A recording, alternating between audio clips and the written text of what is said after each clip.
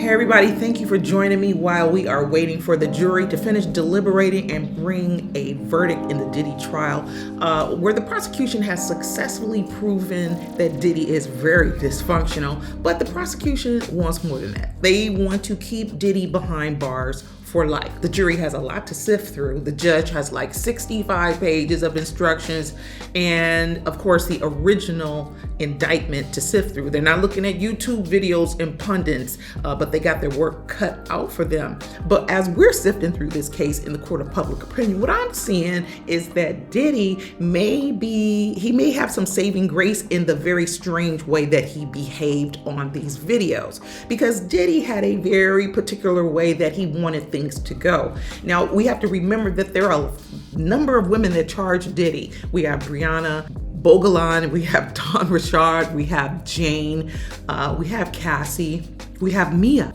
So there's a lot of charges being thrown at Diddy and his so-called enterprise. But the fact that Diddy did things in such a particular way, and it meant everything to him to have things a certain way in his DIY nudie flicks, okay, at his swinger parties, that may be the thing that speaks to some of his, I don't want to say innocence, but that the charges against him and his offenses, his criminal offenses, probably don't reach the level that the prosecution is alleging. The prosecution is doing a lot to make it seem that what they're saying is the gospel truth, and that's what it is. It's absolutely that. But the peculiar thing about Diddy, which is so abnormal, is that to make an evening go the way that he wants, to have the results that he wants, he needed two particular things. One is that he needed a partner, and he seemed to prefer a long-term partner that he felt that he could trust,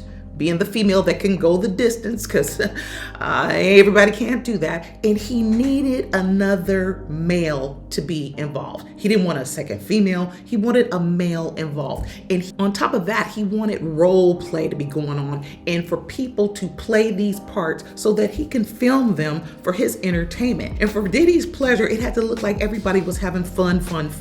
Diddy wanted things done in a particular way, and he needed a girl to be fit to a certain standard to get through those king nights, those hotel nights, those swinger parties, freak offs, for Diddy to be pleased. And here's the audio clip that was admitted into evidence of Diddy expressing his satisfaction, if you haven't heard that. Hey baby, we had a great time. Stay in the light.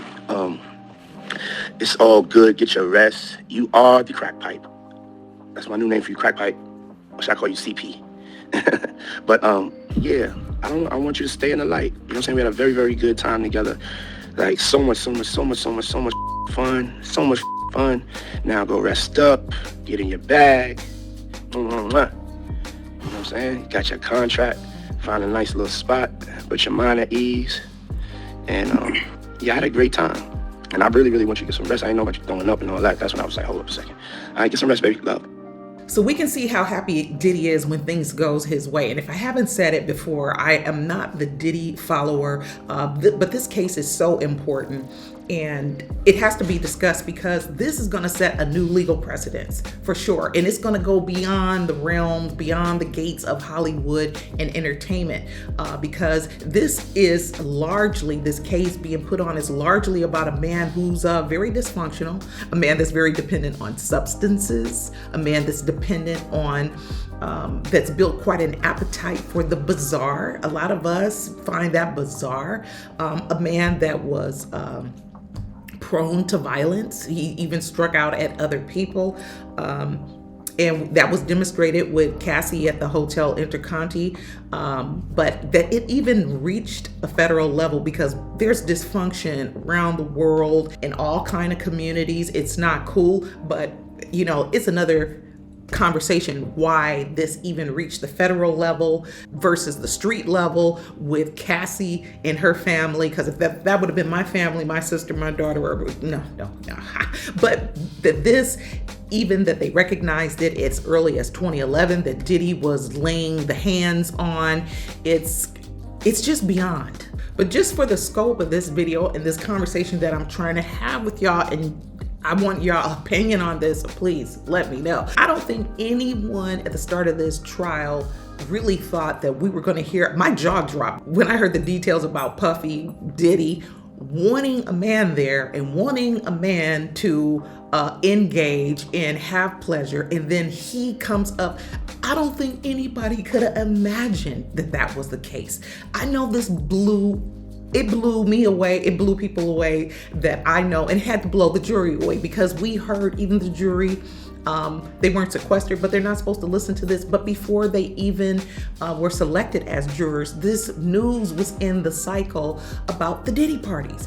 Then this doesn't have anything to do with celebrities. This was like a hush hush thing, a very personal thing, like a menage a trois between three people, maybe sometimes another person. But Diddy was real, I don't want to say conservative, but he did not want this out.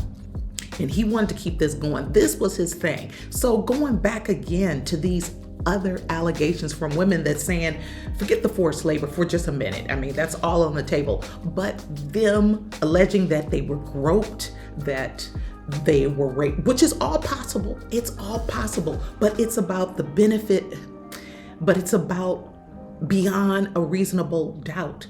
And Diddy has put on a behavior by the prosecution's own evidence, the evidence they can constantly put forth, shows that Diddy's pattern is having his mate engage with another male. Nothing makes this man more happy. So him just randomly groping somebody, randomly taking liberties with one of her friends or his employees just because they're there, that don't seem to be the thing that gets him off. Not that what gets him off is like admirable or just that it's palatable, because it's enough. I mean, jurors were just like visibly gagging. It's kind of way out. But that it reaches the level of RICO. The prosecution is painting this picture, tying all this stuff together. And I think Diddy's not going to recover well from this scandal. It's just like, dude. But, let's not be so quick, because the public is funny and people's appetites change. If this was 60 years ago, 70 years ago, it's weird, it's icky, but this is the thing that makes the man most happy. There are some predators out there that they have a fixation for other things that we can't stomach. But Diddy has a particular thing that he does that we can't stomach. And it seems to call for someone being very consensual and a professional. And he's the cameraman. And he's willing to supply everything that's needed to make these nights go the way he wants them to go. And he doesn't just want them to go a certain way. He wants to record them. This is his pleasure. How you turn this into a RICO case, because you're being assisted. I mean, Diddy's his own party planner. He's his own party planner in this case. And he's assisted by his staff and by his significant other. He doesn't even want the male to really do too much work. Actually, the male coming in has probably the least amount of work to do. It's him and his woman putting this on. And the staging of it all seems to have as much to do with the event itself, or even more than the event, because the act does not last that long. But the whole staging with the candles, oh no, that's not right. That's not what I want. So a woman got to be in a certain state of mind to even follow these directions with these candles all over the room and getting him the right lighting. He may stop anywhere midstream and go, hold up, no, do this, move this over there. This is so important to this man. And I'm thinking if the jury has even one person in there that's considering this, they're gonna say, and then after this, everyone goes back to their respective quarters.